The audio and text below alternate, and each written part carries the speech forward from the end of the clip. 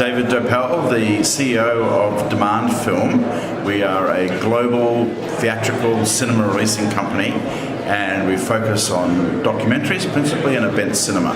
This is our fourth year at the Berlinale, and we come because it's a really rich market. We find it very accessible, and it's German, so it's incredibly well organised. And the quality of the films this year, I've just come out of a session now, I won't say what documentary it was, but it blew my mind. Just last 2 hours, transfixed, and I thought, this is a true cinematic experience. Sound, sight, emotion, and I believe we're experiencing a golden age of documentaries at the moment, and they're theatrical, and audiences want to see them, and that's why we're here. Tell us a little bit about the platform. Give us some landmarks, some figures. Yeah, so Demand Film is now operating in 7 countries. We have 2,500 cinemas in our virtual network.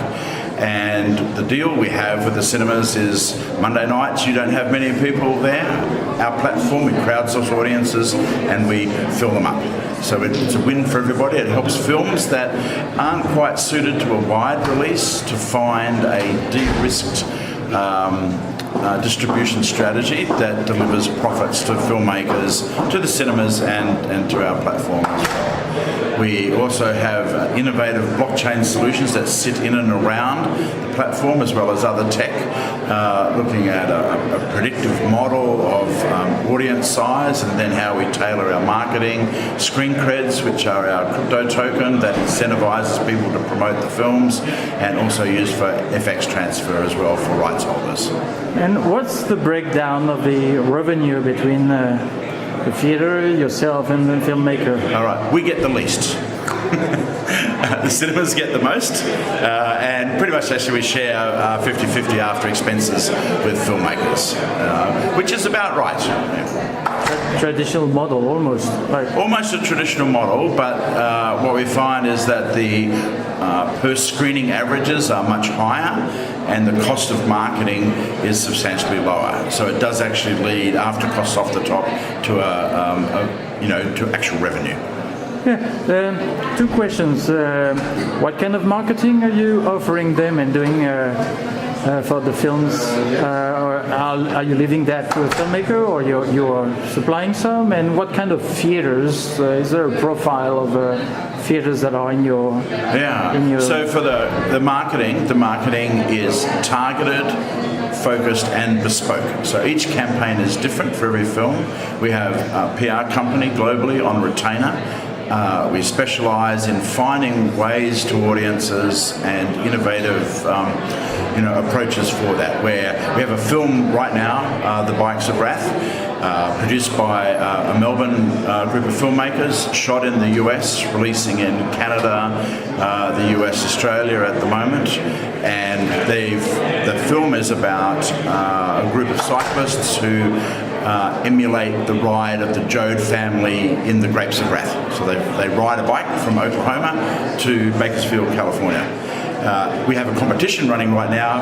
What book would you ride? Where we're inviting audiences around the world to tell us what adventure they would take, and there's prizes associated with that. You get to watch the trailer. So it's a way of thinking, how do you find a hook and get to an audience? And I've forgotten your next question. What was your second question? The second was about what kind of theatres.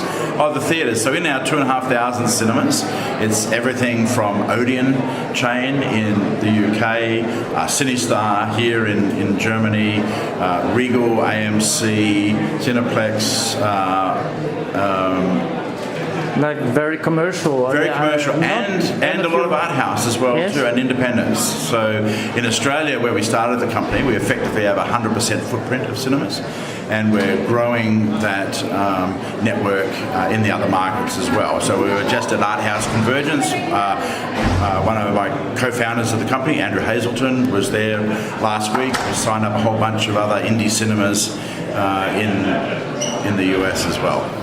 And how about the delivery of file, DCP, MP4? Yeah, so the technology that sits behind it, the logistics, we've got that down to a fine art. In some markets, it's digital over the internet. In others, it's a physical hard drive. In others, it's a satellite. Whatever works best within each country. But basically, you're kind of avoiding the DCP or the online delivery of DCP or as well? Yeah, it's online delivery of DCP. At the worst, yes. Yeah, and through to a physical hard drive, DCP being shipped by DHL.